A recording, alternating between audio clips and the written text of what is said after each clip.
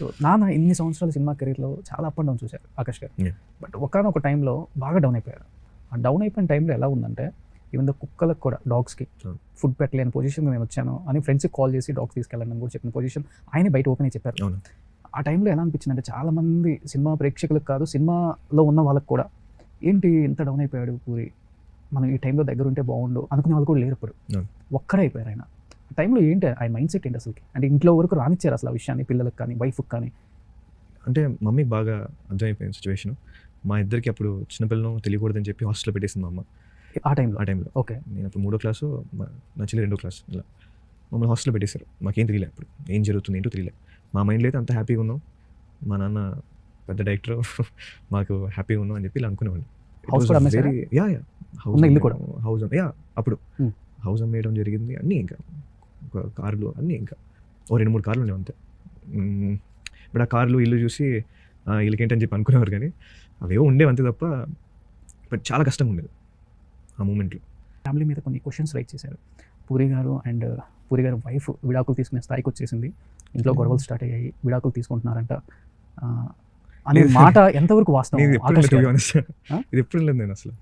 Okay, ఇలా వచ్చింది. Okay, లేదండి అసలు. It was never. సిచ్యువేషన్ మాత్రం ఎప్పుడు రాలేదు.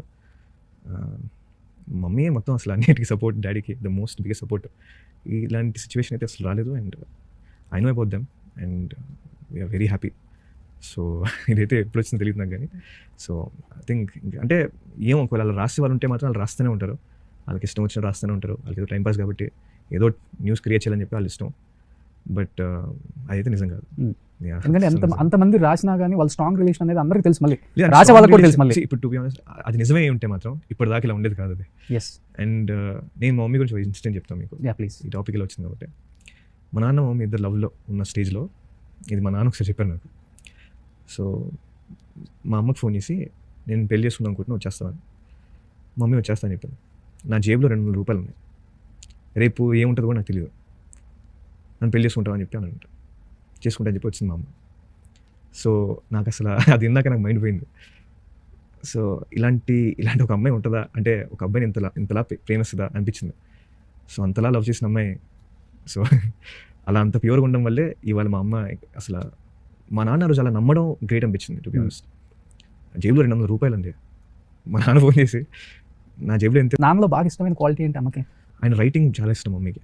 ఆయన డైలాగులు రాయడం మమ్మీకి చాలా ఇష్టం. అండ్ హీఈస్ వెరీ స్ట్రాంగ్, ఆయన వీక్ పర్సన్ కాదు. సో అది మా మమ్మీ చాలా నచ్చుద్ది మా డాడీలో. మమ్మీలో నచ్చే ఫ్యామిలీ మొత్తానండి మా మమ్మీ హ్యాండిల్ చేస్తుంది.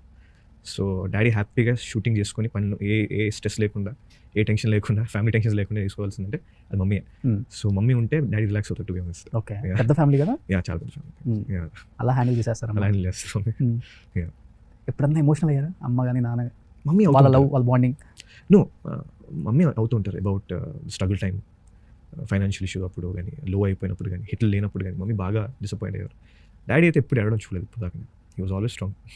ఏమో లేకపోతే లోపల బాధపడ్డారేమో కానీ మా ముందు అయితే హీ వాజ్ ఆల్వేస్ స్ట్రాంగ్. ఎప్పుడు పిల్లల ముందు కనిపించారు అసలు.